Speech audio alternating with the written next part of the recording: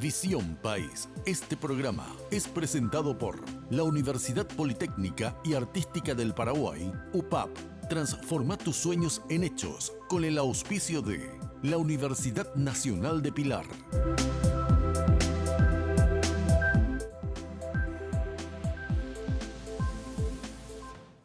Bienvenidos a Visión País, buenas noches, agradecemos su preferencia. En estas últimas semanas, las noticias vinculadas con la economía han generado preocupación en la ciudadanía. En primer término, podríamos mencionar la fluctuación en el cambio del dólar americano, la suba del gasoil que trajo como consecuencia el ajuste en el precio del pasaje. También fue noticia la semana pasada en la prensa escrita que estiman caída por soja de 1.340 millones de dólares a raíz de dos situaciones. En primer lugar, la merma de la producción del 23,5% y por otro lado que hay una disminución en el precio del grano del 20% en relación con el precio del año pasado. A esto hay que sumar las inclemencias del tiempo que ha generado una situación crítica en el campo, tanto para el pequeño productor como para grandes productores, sobre todo el sector ganadero, que ya algunos están estimando que también representaría e influenciaría, digamos, en todo lo que es la dinámica de la economía. Y a esto se suma que el 70% de los productos que conforman la canasta básica familiar subieron de precio. Entonces nos preguntamos, ¿se aproxima una crisis económica en nuestro país? ¿Cómo debe afrontar el Estado esta situación por la que atraviesa nuestra economía? Nos acompañan hoy en Visión País para colaborar con nosotros en este análisis Enrique Varela, economista. Muy buenas noches, Enrique, y gracias por aceptar la invitación. Sí, muy buenas noches para ti, para los panelistas, al compañero Amílcar, a toda la audiencia. Un gusto estar en tu programa. Nos acompaña también Amílcar Ferreira, reconocido economista. Gracias, Amílcar, por haber aceptado la invitación. Buenas noches, Francisco. Un gusto igualmente compartir con ustedes, a los compañeros acá en el panel, y un cordial saludo a la teleaudiencia. Saludamos a nuestros panelistas. Bienvenido, David. Buenas noches, Francisco. Juan Pablo, buenas noches a los invitados también, Enrique, Amílcar, y a la teleaudiencia. Un gusto reencontrarnos después de ausencia debido a compromisos laborales. Buenas noches, Juan Pablo. Francisco, buenas noches a nuestros invitados, al compañero David y a la teleaudiencia. La experiencia de los países vecinos, la crisis económica en Brasil, en Argentina, de alguna manera comienza a hacer ruido también en Paraguay con lo que habíamos mencionado. ¿Hay alguna cuestión que se podría relacionar con lo que sucedió y sigue sucediendo en el caso de Argentina, en el caso Brasil, cuando miramos el escenario paraguayo?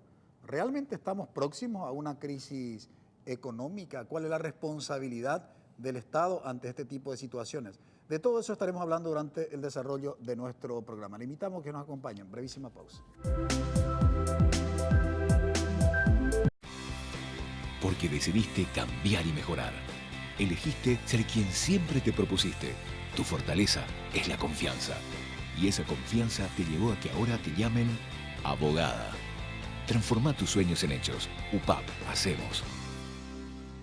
Dedicación, excelencia, innovación, investigación, profesionalismo, solidaridad. Son virtudes que el país demanda y hay personas como vos y yo que las estamos alcanzando. El desafío no es fácil, hay muchos obstáculos, pero siempre están las herramientas y la ayuda necesaria. No estamos solos en esta carrera, tenemos la fuerza, la capacidad y el corazón. Y porque amamos lo que hacemos, queremos ser los mejores para ofrecer lo mejor.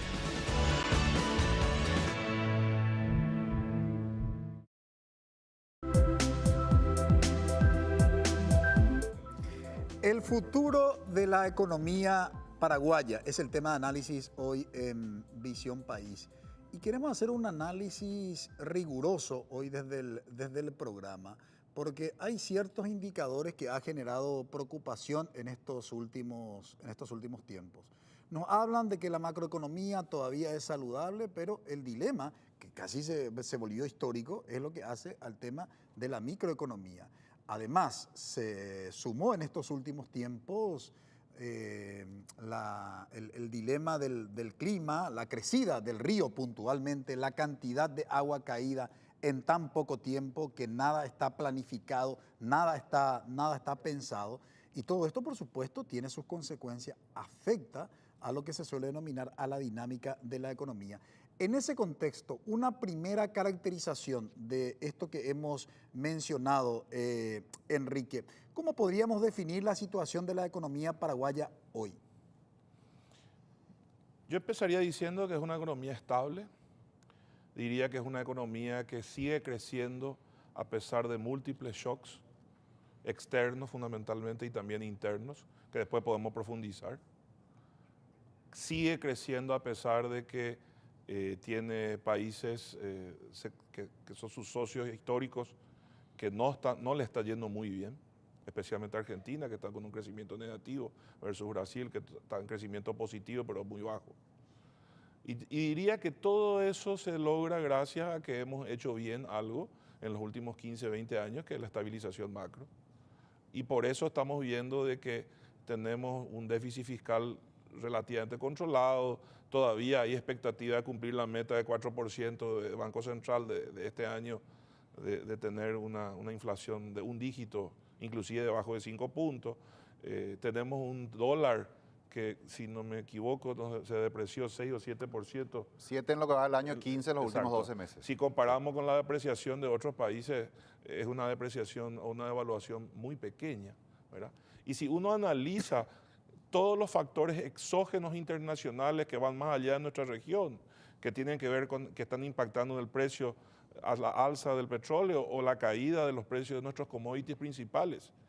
Yo me pregunto, ¿dónde estaría el Paraguay si no hubiera tenido esta estabilidad y esta consolidación institucional que ha logrado en ciertas áreas de sus fuerzas vivas, ¿verdad? Una conducción económica bastante clara, naciendo en el Banco Central, un sistema financiero consolidado relativamente, ¿sí? Con procesos de innovación en marcha.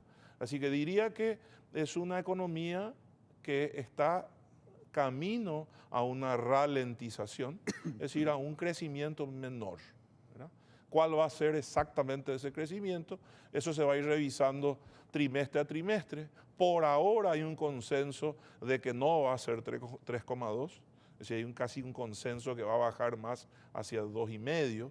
Puede ir un poco más abajo, puede ir un poco más arriba, va a depender de algunas variables que todavía no podemos pronosticar, como por ejemplo si rebota o no rebota el campo, especialmente en cantidad de producción, etc. Así que la caracterizaría como una economía estable, una economía que sigue creciendo, una economía que va a crecer menos de lo que viene haciendo en los últimos 4 o 5 años. Amílcar, ¿cómo tendríamos que comprender la política económica de este gobierno? Porque poco se ha hablado durante la campaña electoral de esa política económica y las noticias que hoy surgen vinculados con la economía genera bastante preocupación. Eso confrontado con, reitero, la política del gobierno. ¿Qué podría decirnos? Yo creo que podemos dividir el análisis un poco en lo que fue la historia reciente de Paraguay y lo que es este momento. Creo que los países son procesos de evolución y en cada etapa las tareas más importantes son diferentes. Eso también tiene que ver con el plan económico, ¿no? Creo que en una etapa que va desde el 2004, inicios del gobierno de Nicanor, asume el ministro Borda, hasta más o menos el 2014, que fue el año de finalización, digamos, de lo que denominamos el superciclo de los agronegocios, de los commodities. La gran tarea en Paraguay era ordenar la casa. Y creo que, como dijo Enrique, lo hicimos bastante bien. Creo que Paraguay ha alcanzado logros significativos en ese campo de generar un consenso social en la clase política, en el empresariado y también en la ciudadanía en general, acerca de poner ese primer ladrillo fundamental para el desarrollo de cualquier país, el de, establecer ya una disciplina en el manejo fiscal, una ley de responsabilidad fiscal que tenemos ahora y que la estamos respetando. Eso limita el déficit fiscal y hace también que el endeudamiento público no pueda crecer, mucho.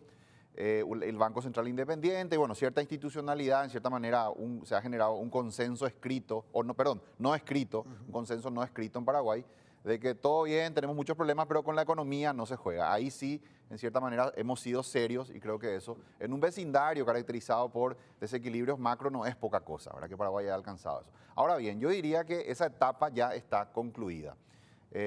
Solamente con equilibrio macro, creo que ya los logros que como país podemos alcanzar, en cierta manera ya los hemos alcanzado, en cierta manera diría, esa etapa está agotada y ahora vienen otros desafíos que en mi opinión son más complejos, ¿no?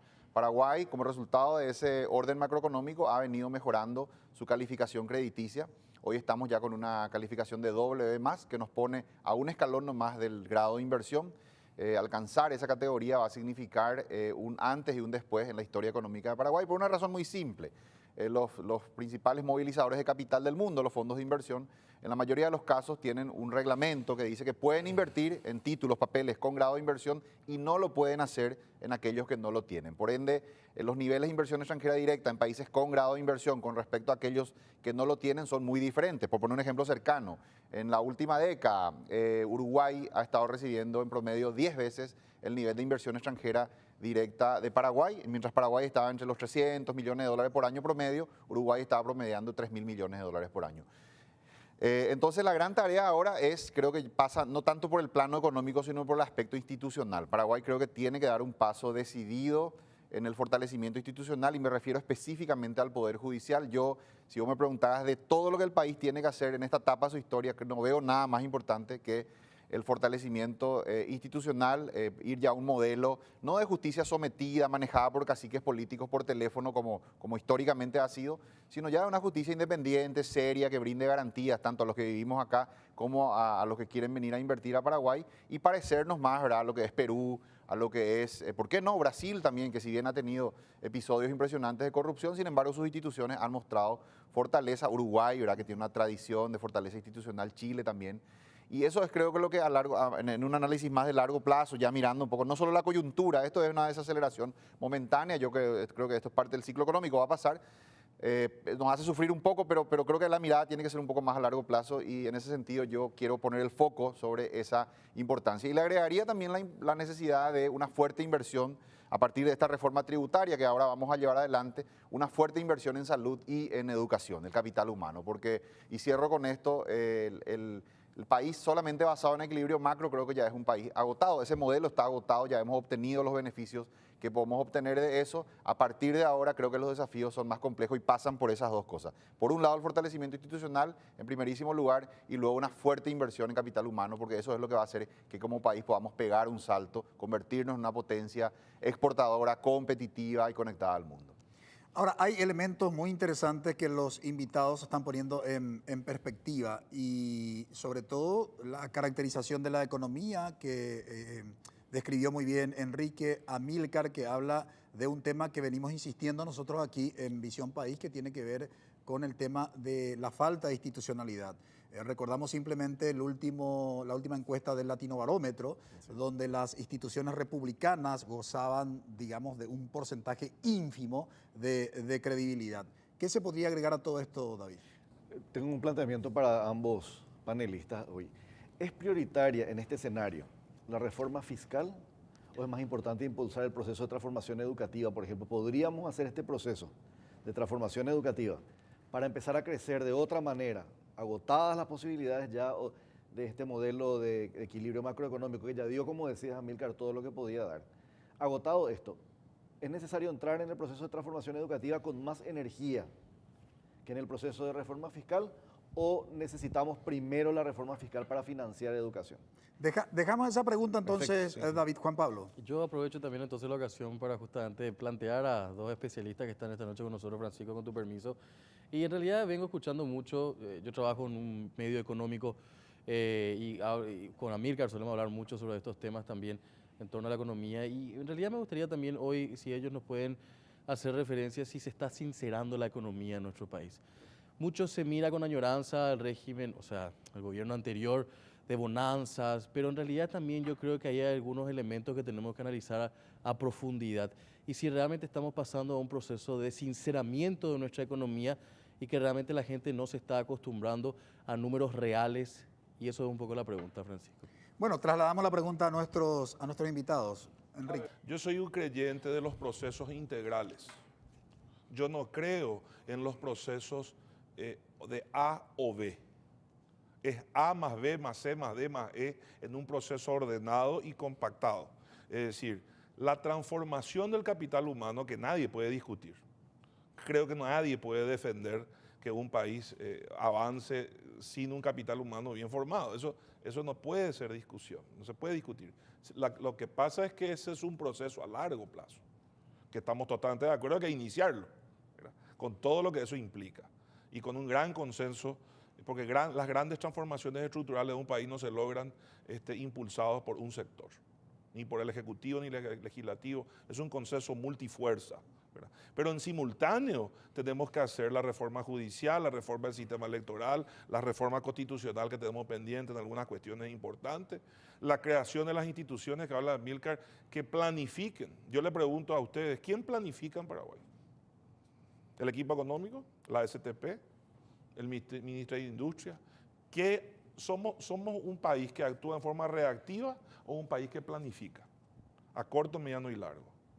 Un país que diseña estrategias para enfrentar justamente lo que decía Amílcar, si hemos concluido una etapa de consolidación macro, ¿cómo damos los siguientes saltos?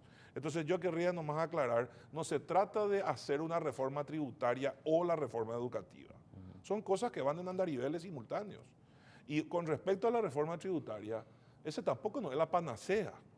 ¿Cuánto más nos va a dejar eso? ¿400 millones? No, hablaban de 800 millones de dólares con una proyección a 1.300 de ingresos adicionales si es que se recauda todo bien eso todo. que está previsto. Sí. Bueno, nosotros somos un país que tiene una presión tributaria que probablemente está entre 11 y 12%. Por ahí anda.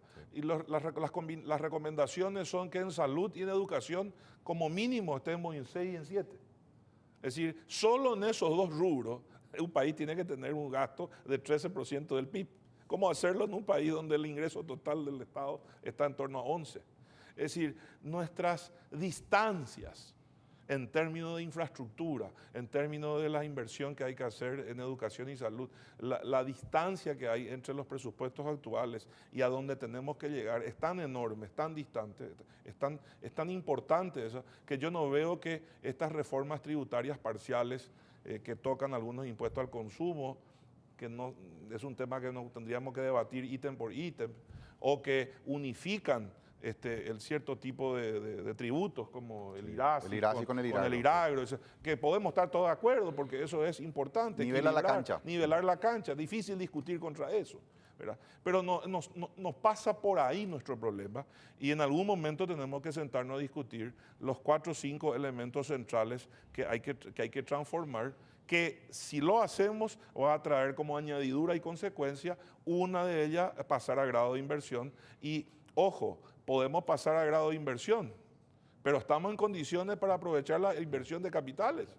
Tenemos la ruta de todo tiempo, tenemos la hidrovía funcionando, tenemos los recursos humanos, tenemos un sistema judicial que funcione, tenemos un sistema de distribución de energía que funcione, tenemos sectores competitivos en los cuales venir a invertir. Tenemos los acuerdos y los tratados internacionales bilaterales que faltan firmar con Brasil y otros países. Tenemos definido nuestro rol de zonas francas, etcétera, etcétera, etcétera. Si esos elementos no van acompañados al grado de inversión, entonces podemos subir a un grado de inversión, tener la predisposición de la inversión de los grandes fondos soberanos, pero el Paraguay a lo mejor no va a estar aprovechado para aprovechar ese capital.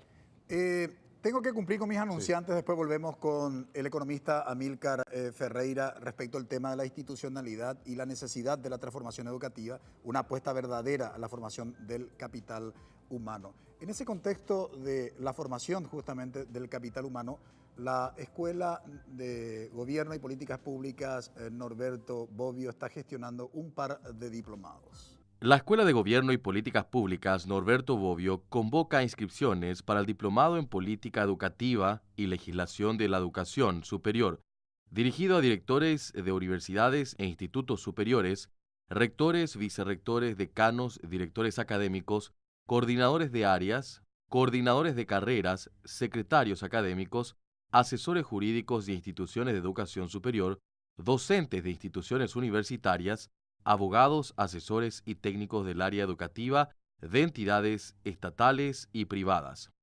Será dictado por el profesor Dr. Francisco Jiménez, prestigioso académico experto en educación superior, y el profesor Dr. Juan Carlos Mendón Cabonet, reconocido abogado constitucionalista.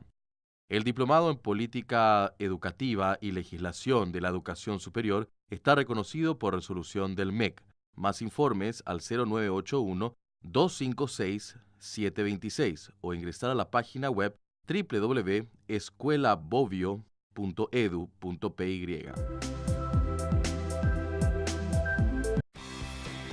Porque decidiste cambiar y mejorar. Elegiste ser quien siempre te propusiste. Tu fortaleza es la confianza. Y esa confianza te llevó a que ahora te llamen arquitecto. Transforma tus sueños en hechos. UPAP. Hacemos.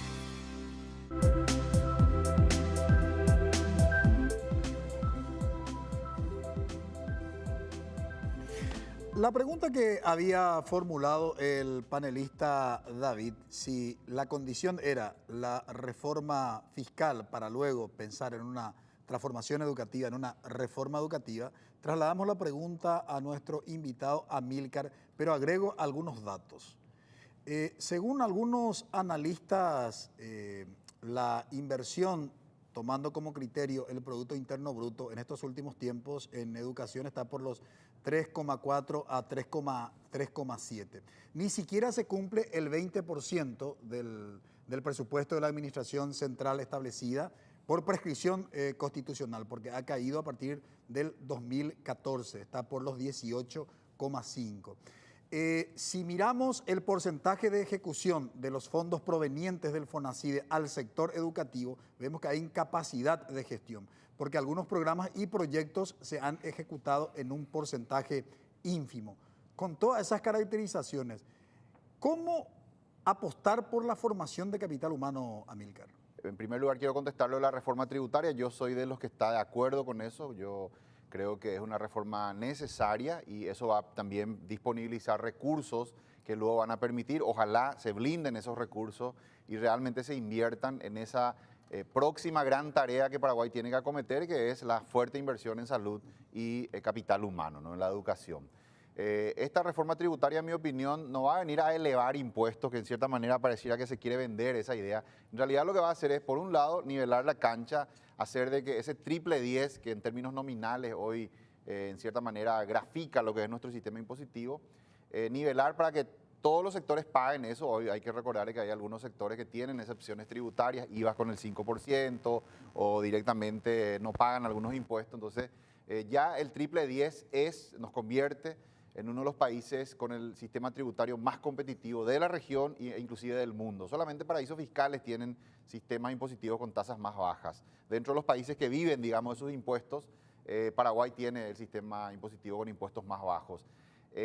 Aún pagando ese 10%, que es lo que hoy no ocurre, hoy tenemos esas tasas nominales, pero por ejemplo el IRP ha sido un impuesto en el que casi se puede deducir todo para finalmente no pagar nada. Recuerdo un informe de la Secretaría de Tributación del año 2016, donde decía que de las 20 personas de mayores ingresos que ese año declararon IRP en Paraguay, solo 14 de ellas pagaron cero, ¿verdad? Entonces, eso es lo que esta reforma va a hacer. Por un lado, nivelar la cancha haciendo que todos los sectores de la economía paguen el mismo impuesto. Por ejemplo, equiparar el IRASIS con el IRAGRO, que no haya ya diferencias, que de hecho no debería haberlas. Y por otro lado, hacer de que esas tasas nominales realmente se paguen. En lo que se refiere al impuesto selectivo al consumo, se habla de algunos productos y la propuesta inicial de Hacienda ni siquiera fue elevar el impuesto, es ampliar el rango dentro del cual se puede mover el impuesto con un compromiso asumido ante los empresarios, ¿verdad?, de no tocar por un año esa tasa real, ¿no? Así que yo creo que esta reforma pasa más, y cierro con esto, ¿verdad?, esa parte de por nivelar la cancha y hacer de que ese triple 10 realmente se pague. A mí me ha un poco sorprendido, por decirlo de alguna manera, cierta reacción en contra, ¿verdad?, de la clase empresarial. Yo creo que aún pagando ese 10%, Paraguay va a seguir siendo uno de los países más atractivos para invertir con impuestos más bajos. Así que yo creo que sobre ese 10 nos hace falta una ventaja adicional. Me parece a mí que deberíamos pues, ser un poco conscientes todos y también cuestionarnos, ¿verdad?, acerca de la sostenibilidad social de nuestro país. el de mantener este esquema que es sumamente inequitativo. Esto lo dicen de manera unánime todos los estudios de organismos internacionales que señalan la regresividad del sistema tributario paraguayo. Esto en lenguaje simple significa que los pobres hacen un esfuerzo fiscal mayor a los ricos. Una persona que gana salario mínimo en promedio, que destina todo su ingreso a consumo, en promedio destina 12% de ese salario entre IVA y selectivo al consumo que paga a pagar impuestos. Ahora, mientras que una persona de altos ingresos, con el sistema tributario actual, que los impuestos que gravan a las actividades realizadas por las personas de altos ingresos son en algunos casos nominales, como un IRP que solo formaliza, pero no recauda. Ese es un concepto único en el mundo, porque en ningún lugar del mundo ese impuesto, que entre paréntesis está considerado como uno de los más justos, entre todos los impuestos, en ninguna parte del mundo solo formaliza y no recauda. Recauda y formaliza. Entonces, ese tipo de cosas tenemos que ir superando y bueno, pagar realmente los impuestos, hacer realidad ese triple 10. Creo que esta reforma va a lograr eso. Y a continuación, bueno, la gran inversión, te decía, hacia adelante el capital humano, porque si no, solamente un modelo basado en equilibrio macro, vamos a convertirnos en un cementerio. Estable, ¿verdad? Muy estable, pero no pasa nada, ¿verdad? Ese es el riesgo. Tenemos carencias en todos lados, decías vos, hacías en relación a eso. Nos faltan profesores para las universidades, hay carencia de profesores de posgrado para las universidades, hay carencia de las empresas para dirigir empresas. Muchos de los gerentes que hoy dirigen empresas multinacionales en Paraguay son extranjeros. Si vos te vas, visitas cualquiera de esas multinacionales, las mismas, en Argentina o en Uruguay, vas a ver que los gerentes son argentinos o uruguayos, o en el Brasil, brasileños, ¿verdad? Sin embargo, acá, y esto no es porque las empresas tengan algún apego especial por el extranjero, es que no tenemos un capital humano todavía en cantidad suficiente para poder, digamos, surtir nuestras universidades, nuestras empresas, para tener también una clase empresarial mejor preparada para conectarse al mundo. La burocracia estatal también está, digamos, tiene falencias para poder llenar los cargos. En fin, se nota en todas partes, ¿verdad?, esa falencia. Y eso es lo que yo creo que es el gran desafío hacia adelante. Una fuerte, decidida y le agregaría inteligente inversión en educación, porque también gastar más solamente no necesariamente va a significar una mejor calidad en la educación. Hay que ser muy inteligente también dónde poner ese gasto. Ahora, pongo en perspectiva para los panelistas, ¿por qué nos cuesta tanto entender esto, David, Juan Pablo, de apostar por, digamos, la formación del capital humano y de que efectivamente, como también señalamos aquí, no maximizamos la educación, ¿verdad? Porque la educación de por sí no va a solucionar todos los problemas, pero la historia nos demuestra que la educación es un medio por donde pasan los cambios. Y entiendo que es porque no existe el mismo consenso político, lo que planteamos en algún momento de la discusión, en torno a la necesidad de que en educación o en cualquier otro campo se sea igual de riguroso que como se es en el campo de la economía con los deberes hechos hace X años, inclusive algunos dicen décadas, desde el momento en que tenemos la moneda más antigua estable, inclusive de la región. Entonces creo que falta ese compromiso político que es como el puntapié inicial sobre el cual va a ser posible edificar estas reformas. Yo creo, independientemente de acompañar lo que dijo Enrique, de que las cosas se tienen que hacer todas al mismo tiempo, que sin embargo hay discusiones que están absorbiendo el tiempo político, que no es tampoco un tiempo demasiado largo, son 5 años, en detrimento de otros. Por eso preguntaba a la hora de tener que poner las fichas hoy en el tablero, ¿dónde vamos a poner primero? Entiendo perfectamente el argumento de que necesitamos una reforma tributaria, pero también entiendo que está absorbiendo más tiempo posiblemente del que hubiera demandado, porque no es ese el camino hacia el crecimiento exponencial, sino que ya sabemos ese crecimiento hasta dónde puede llegar. Por eso preguntaba, al saber que tenemos que hacer todo, ¿qué hacemos primero y dónde invertimos el tiempo, la energía y la fuerza política en creación de este consenso? Juan Pablo. Yo creo que en realidad, Francisco, un poco el tenor siempre de nuestro programa es en base a la educación, ¿no? A partir de ahí quiero ir un poco más abajo y un poco más a un concepto básico de lo que planteaba David y planteaba nuestro invitado, que es la educación en la casa. En la casa no se habla de economía, no se habla de números, y solemos plantear eso justamente en algunas reuniones con Amílcar. Entonces, ¿qué vamos a hablar de números? Mucha gente que está mirando este programa no entiende absolutamente nada de lo que nosotros estamos planteando seguramente. Y a partir de ahí yo creo que está el gran problema en materia. Y la otra cuestión que decía también nuestro invitado acá, el tema de la planificación. Este país no tiene hoja de ruta, este país no planifica nada. Tenemos la cuestión justamente de apagar incendios permanentemente. Y yo creo que ese es un gran problema. O sea, si no se revierte eso y no se trabaja con las instituciones con las que se debe trabajar, la Secretaría Técnica de Planificación, y otros organismos que tienen técnicos muy valiosos que puedan ayudarnos a darnos una hoja de ruta sobre tal, vamos a seguir en lo mismo. O sea, nadie va a entender los números y esa es una cuestión que tenemos que empezar a interpelarnos también nosotros. O sea, si en las casas no hablamos de números, ¿qué vamos a entender los números a nivel país? Y la otra cuestión que quiero volver a insistir en mi pregunta inicial, Francisco, es, ¿se está sincerando la economía en el Paraguay o es una cuestión que realmente va a ser bastante traumática? Pues yo creo que este primer 6 meses que estamos viviendo en este año está siendo muy traumático para mucha gente, Francisco. Ahora, una cuestión que nosotros solíamos decir en otros programas es que en estos últimos tiempos se presenta la economía como una cuestión meramente técnica y olvidamos su dimensión política. O sea, la economía es una decisión política. Todo esto que estamos hablando necesariamente va a pasar por una decisión política. Entonces, en esa perspectiva, le pregunto a Enrique, esta clase política que hoy tenemos, y cuando digo esta clase política me refiero a los políticos, a los partidos políticos con representación parlamentaria, me refiero al escenario del Congreso Nacional con ambas cámaras, digamos. ¿Se puede esperar, digamos, estos cambios que deseamos como ciudadanía? Diría que creo que hay algunos cambios que podemos esperar, fundamentalmente si la ciudadanía y otras fuerzas vivas hacen su trabajo de ejercer la presión necesaria. Si no hay una presión, un control y una participación de otras fuerzas vivas, no lo veo a la clase política per se liderando los procesos de transformación histórica que tenemos pendientes. Porque de hecho necesita el consenso de muchos actores, es multiactor, es multidisciplinario, ¿verdad? Así que eso con respecto a esa consulta. Con respecto a por qué hemos logrado consensos, por ejemplo, en la gestión macro, pero no podemos lograr consenso en tema educativo. Eso para mí tiene una respuesta muy simple. Logramos consenso en aquellos ítems o temas donde todas las fuerzas vivas no conflictúan.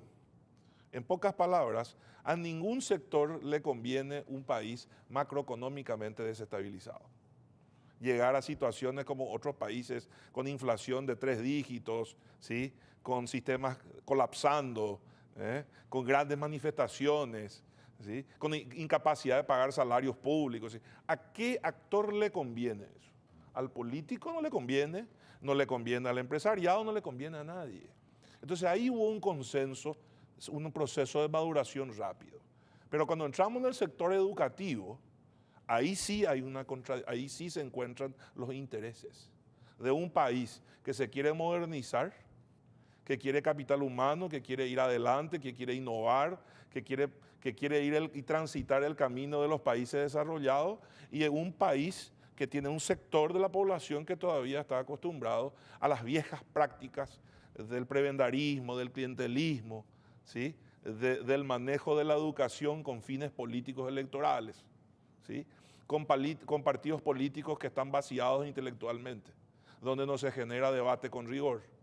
Entonces, por supuesto que el modelo que queremos, probablemente los 5 que estamos acá, y una muy buena parte de la ciudadanía, es el primero que mencioné, pero tiene que haber una mayor capacidad de articulación y de consenso primero entre estos actores para trabajar sobre un proceso sobre el resto de los sectores. Y ahí ese es un proceso mucho más complejo para tanto transformación del sistema educativo, sistema de salud, sistema de jubilación, sistema penitenciario, sistema judicial, etcétera. Quiero volver a la vuelta de la pausa en el análisis, pero ya de alguna manera planteando alguna hipótesis de solución, porque nuestros invitados nos dicen, está muy bien, la reforma tributaria que se plantea en términos de discursos políticos como una panacea a la economía paraguaya, y por otro lado, también nos decía el otro invitado, todo lo que se está haciendo no es suficiente para generar los cambios que se espera que se genere en la economía paraguaya. Entonces, en el próximo bloque, ¿qué es lo que realmente tenemos que hacer como país? La Escuela de Gobierno y Políticas Públicas Norberto Bobbio está gestionando un par de diplomados. La Escuela de Gobierno y Políticas Públicas Norberto Bobbio convoca inscripciones para el diplomado en Derecho Constitucional. dirigido a abogados, diputados nacionales, senadores nacionales, gobernadores, intendentes, concejales municipales, concejales departamentales, jueces, fiscales, asesores jurídicos de empresas, egresados en ciencias políticas, profesionales en ciencias sociales, docentes universitarios, asesores jurídicos de entidades públicas. Será dictado por el profesor Dr. Juan Carlos Mendonca Bonet, reconocido y prestigioso constitucionalista. Las inscripciones se realizarán hasta el 31 de mayo. El diplomado en Derecho Constitucional está reconocido por resolución del MEC. Más informes al 0981-256-726 o ingresar a la página web www.escuelabovio.edu.py. Porque decidiste cambiar y mejorar. Elegiste ser quien siempre te propusiste. Tu fortaleza es la confianza. Y esa confianza te llevó a que ahora te llamen doctora. Transforma tus sueños en hechos. UPAP. Hacemos.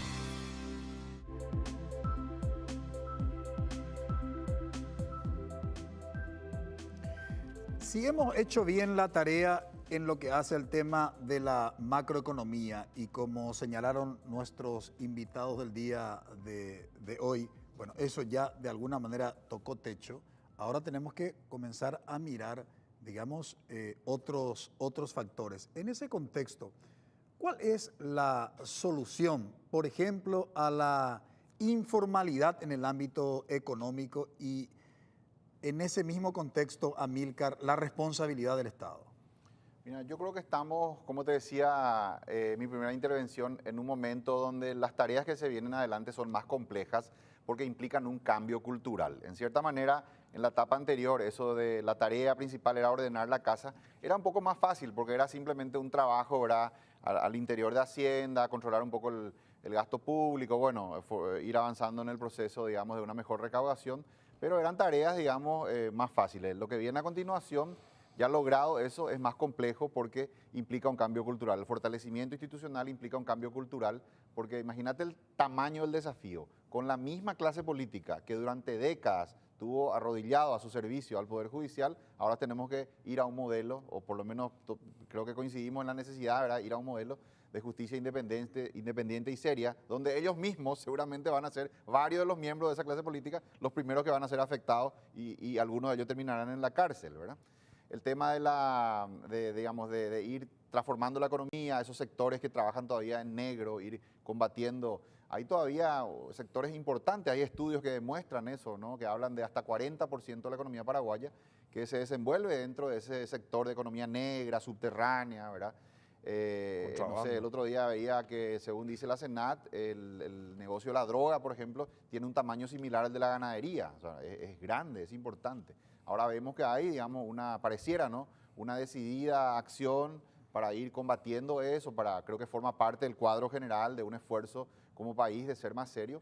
Pero esa transformación tiene también sus desafíos, ¿no? Esa gente tendrá que ver otro rubro, bueno, y ir de a poco como país avanzando. Ahora es un proceso complejo. Bueno, yo creo que requiere un gran liderazgo. Me parece a mí que la clase política es la que debería tener una visión clara. Creo que el presidente de la República, en cierta manera, interpreta, comprende, tiene esa visión, ¿verdad?, de estadista, de esos grandes desafíos. Ahora, habrá que ver si tiene la fuerza, ¿verdad? Hasta ahora hay, bueno, algunos esfuerzos así, quizá un poco aislados o todavía, bueno, creo que están en el camino correcto, pero no sé si es suficiente con eso, ¿no? Creo que las sociedades más bien cambian a partir de consensos amplios. Hablábamos del consenso en Paraguay sobre el equilibrio macro. Creo que nadie hoy discute, cuando hay cambio de gobierno, nadie ni siquiera duda de que las autoridades que van a ser nombradas al frente del Ministerio de Hacienda, del Banco Central, van a ser profesionales, técnicos de primer nivel, digamos, no con un cariz político, en el peor sentido de la palabra, sino que gente seria y responsable. Creo que ese consenso, hoy, que el consenso no escrito sería toda la joda, pero con la educación, perdón, con la economía no se juega. Debería incluir también a la educación, ¿verdad? La frase correcta o completa o ideal debería ser: con la economía y con la educación no se juega. Y así ir agregando otros componentes que por ahora todavía, yo coincido con lo que decía Juan Pablo, que la economía en cierta manera también se va sincerando, ¿verdad? Hay sectores que van siendo más perseguidos, a los cuales cada vez le va a costar más. el tema del comercio fronterizo. Brasil está ahora con una iniciativa importante, ¿verdad?, de los free shops del lado brasilero. Eso, bueno, apunta claramente a ir disminuyendo ese contrabando desde Paraguay. Últimamente en el presidente Bolsonaro, que sabemos no tiene una línea nacionalista, militar, dura, la mitad de su gabinete son exmilitares, militares retirados, ha instalado ahora una operación militar en la frontera importante, con el claro objetivo de ir reduciendo, ¿no?, todos esos contrabandos que van desde Paraguay, cigarrillo, arma, electrónica, etc. Y creo que de a poco todos esos sectores, si uno lo mira en un plazo más largo, van a ir sufriendo, muriendo quizá, y tendremos que nosotros como país encontrar una nueva ecuación, un nuevo modelo económico ya basado en sectores competitivos, genuinos, que realicen exportaciones genuinas, y todo eso otra vez se vincula con el tema del capital humano. Finlandia es un país que tiene el 83% de nuestro territorio, un poquito menos que nosotros en población, es similar a nosotros, pero su Producto Interno Bruto es 10 veces el nuestro. Entonces, ¿cómo nosotros vamos a ir multiplicando nuestro Producto Interno Bruto en un entorno en el cual el sector externo nos obliga a formalizarnos? No podemos sostener eternamente una economía basada en actividades ilícitas, en el contrabando, etc. Entonces, solamente con capital humano, ir una fuerte inversión en capital humano, que esa nueva clase empresarial, tanto la que nosotros podamos, generar acá, a partir de una fuerte apuesta en educación, como también el mejoramiento institucional que va a hacer que empresas extranjeras quieran venir, la combinación de ambas cosas es lo que nos va a permitir algo que tendremos que hacer en la próxima década, crear una nueva economía.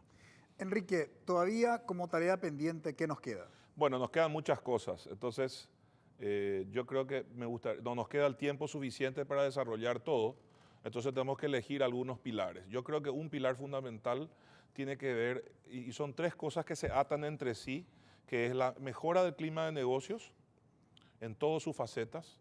Hablamos transporte, hablamos conectividad, hablamos recursos humanos, hablamos leyes y protección de patentes, hablamos distribución de energía eléctrica, cuidado de la hidrovía, rutas de todo tiempo, simplificación de trámites. Una serie de factores que hagan que la inversión encuentren al Paraguay en un lugar ideal para llegar. Que se complemente con la ventaja impositiva que ya tenemos.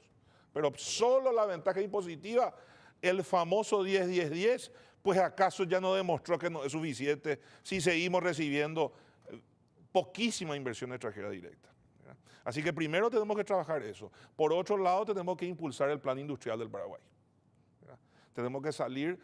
Si ya está agotada la época de la consolidación macro, creo que también está agotado el modelo agroexportador. Es decir, solo exportar carne y soja y algunas otras cuestiones más no es suficiente. Es decir, hoy el 85% de nuestras exportaciones, hoy, 2019, comparado al 2011, que seguía también al 85, si en los últimos 8 años no hemos cambiado la matriz exportadora, o sea, seguimos con el 85% o más de nuestras exportaciones como productos primarios. Sin procesar. Sin procesar o con una transformación leve, de baja intensidad tecnológica, ¿verdad? Entonces, Paraguay tiene algunos sectores en los que puede ser competitivo, y para no ir demasiado lejos y explayarnos, solamente tomemos el pilar de alimentos. En vez de exportar granos, en vez de exportar carne no procesada, nosotros podemos empezar a hacer transformaciones muy valiosas que nos den mucho más valor agregado, y siempre ir pensando en un modelo de exportación, porque tenemos un mercado pequeño, ¿sí?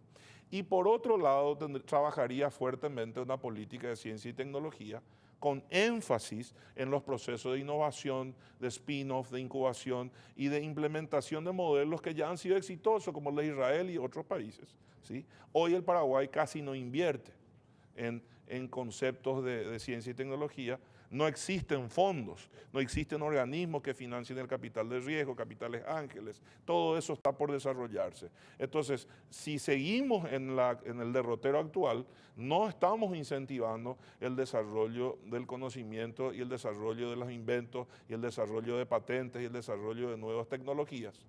Y tampoco estamos desarrollando y consolidando nuevos sectores con la inversión necesaria para darnos un crecimiento sostenido del 6 a 7% anual, que sí va a permitir darle al Paraguay el salto cualitativo que necesita su población. Así como vamos, la inercia ya ha mostrado, los últimos 4 años son una prueba más que palpable, que nuestro crecimiento, velocidad crucero, está entre 3 y 4%. Sin embargo, más de la mitad de la fuerza laboral sigue estando sin poder acceder a un empleo digno. Porque también traemos un resabio histórico, un atraso muy importante de décadas enteras en la que el Paraguay no creció lo suficiente, no tuvo la inversión suficiente, no encontró un crecimiento sostenido, en donde fuimos acumulando una población adulta que no pudo encontrar ni la formación técnica ni el empleo digno, lo cual trae todo un problema social que hoy lo estamos pagando, con vastos sectores poblacionales que no pueden comprar vivienda, que no tienen jubilación y una cantidad de otros problemas que hay que solucionar.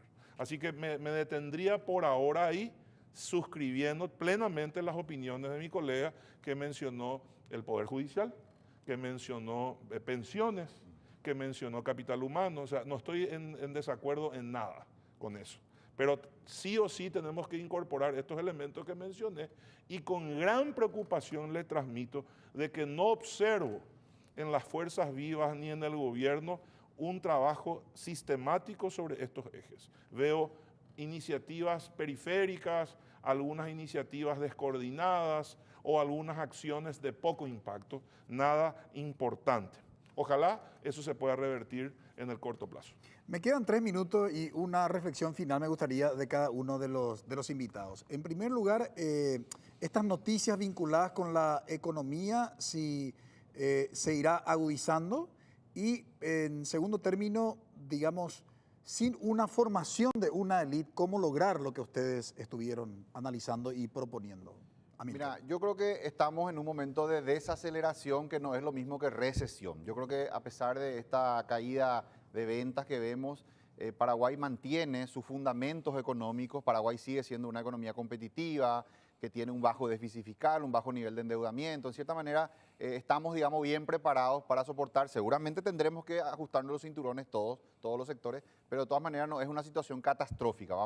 Inclusive en este año de desaceleración, vamos a crecer un poquitito, mucho menos de los años anteriores, pero vamos a seguir creciendo. Por ende, yo creo que lo que hay que es apretar los botones que están a nuestro alcance. El gobierno anunció una inversión en obra pública de 900 millones de dólares, eso es un poco más de 2 puntos del PIB. Creo que una buena ejecución de eso, cosa que hasta ahora no estamos viendo, está con problemas el Ministerio de Obras Públicas en la ejecución de eso, a pesar que los fondos ya están desde inicio de año con la emisión que se hizo.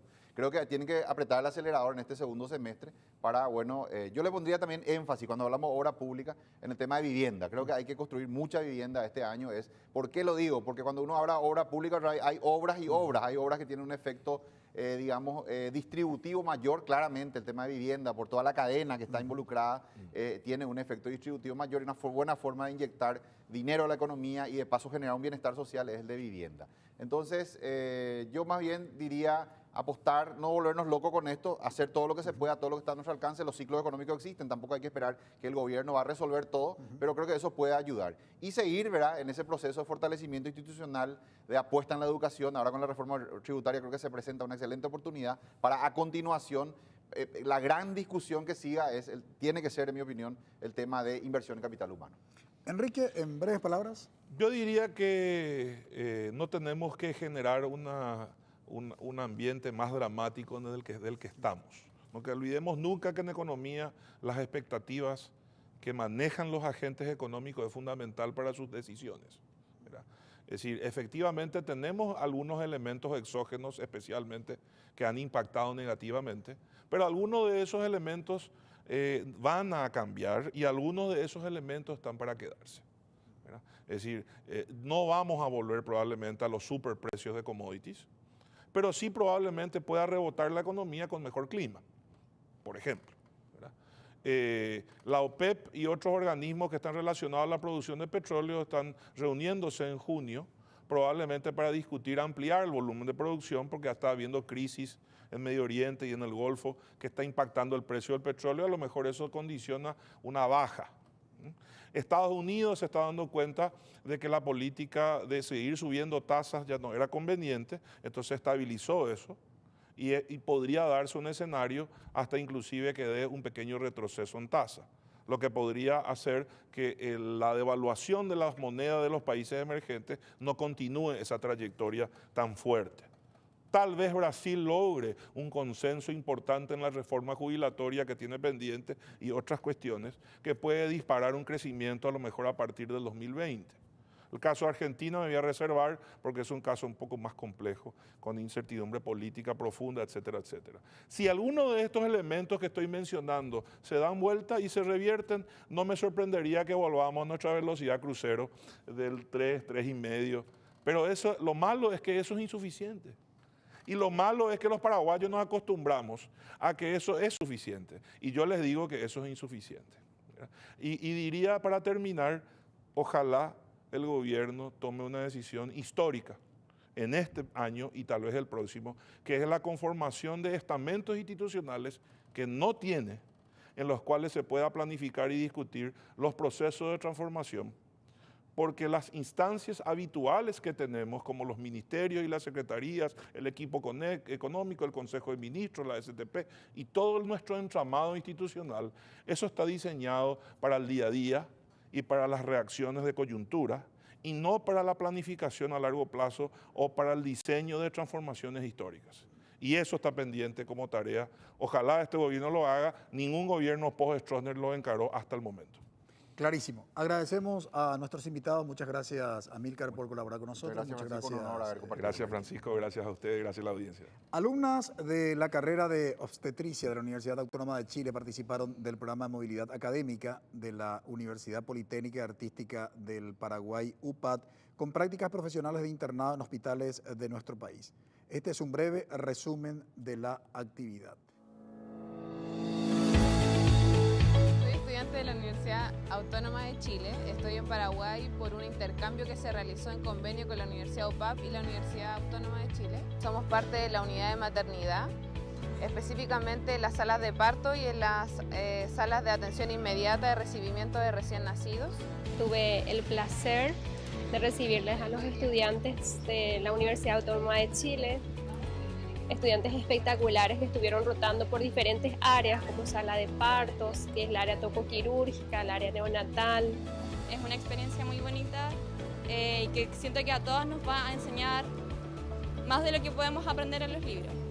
Quería agradecer la oportunidad que nos ha brindado la UPAP de poder realizar nuestro internado acá. También agradecer al Hospital General de San Lorenzo por su calidez y su hospitalidad, la confianza en nosotros de poder ser agentes de cambio. Buenas tardes, yo soy la licenciada Carolina Ortiz de Galván. Yo soy licenciada en enfermería en obstetricia y también muchas gracias a todo el hospital, a los jefes del hospital, a mi jefa que nos dio la oportunidad de hacer nuestra pasantía en este hospital. Soy estudiante interna de obstetricia y puericultura en la Universidad Autónoma de Chile. La experiencia acá ha sido muy gratificante, ya que la gente acá en Paraguay de verdad ha sido muy cálida, muy acogedora. Tanto el equipo médico como las pacientes que nos han tocado atender, las mujeres siempre muy agradecidas cada una. Mi nombre es Romina Fuentes Villanueva, soy interna de obstetricia de la Universidad Autónoma y me encuentro en Paraguay gracias a un convenio que realizó mi universidad conjunto a la UPAP. Bueno, yo quiero dejar a todas mis compañeras que tienen la intención de viajar a Paraguay, las dejo completamente invitadas acá en el Hospital General de San Lorenzo. Desde el minuto 1 nos tratan como una más del equipo de trabajo, se nos dan muchas oportunidades, así que muy agradecida.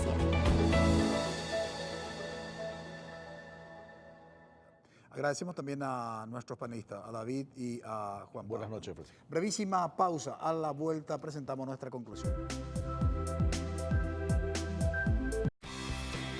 Porque decidiste cambiar y mejorar. Elegiste ser quien siempre te propusiste. Tu fortaleza es la confianza. Y esa confianza te llevó a que ahora te llamen ingeniero. Transforma tus sueños en hechos. UPAP. Hacemos. Dedicación, excelencia, innovación, investigación, profesionalismo, solidaridad. Son virtudes que el país demanda y hay personas como vos y yo que las estamos alcanzando.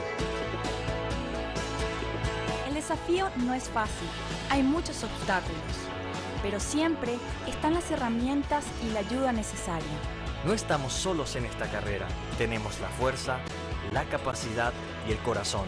Y porque amamos lo que hacemos, queremos ser los mejores para ofrecer lo mejor.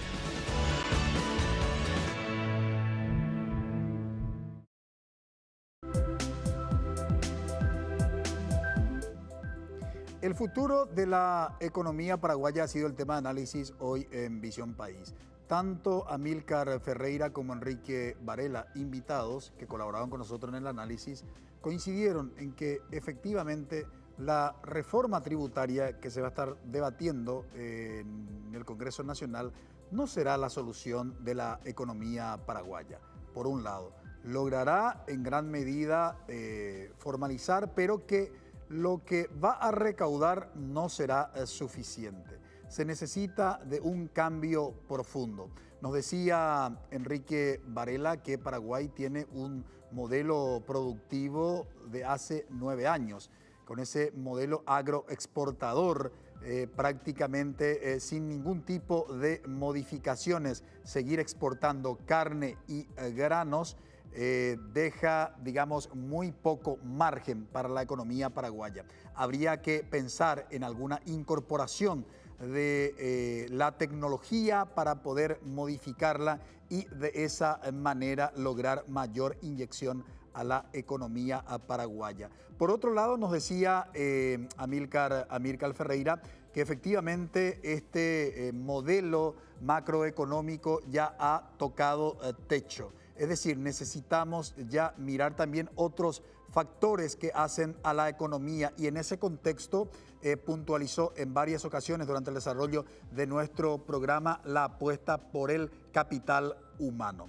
Es decir, si no va la economía de la mano de la educación, muy poco futuro tiene, nos decía el economista Amílcar Ferreira. Lo cierto y lo concreto es que estas situaciones, estas noticias de la economía paraguaya, coincidieron nuestros invitados, son parte del ciclo de la economía y bajo ningún punto de vista puede generar una preocupación en demasía, pero que sí la economía paraguaya requiere de transformaciones profundas. Agradecemos su preferencia, que todos tengan un buen inicio de semana. Buenas noches.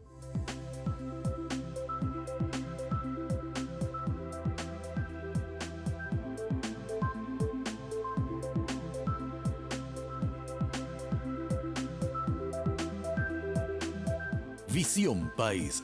Este programa fue presentado por la Universidad Politécnica y Artística del Paraguay, UPAP. Transforma tus sueños en hechos con el auspicio de la Universidad Nacional de Pilar.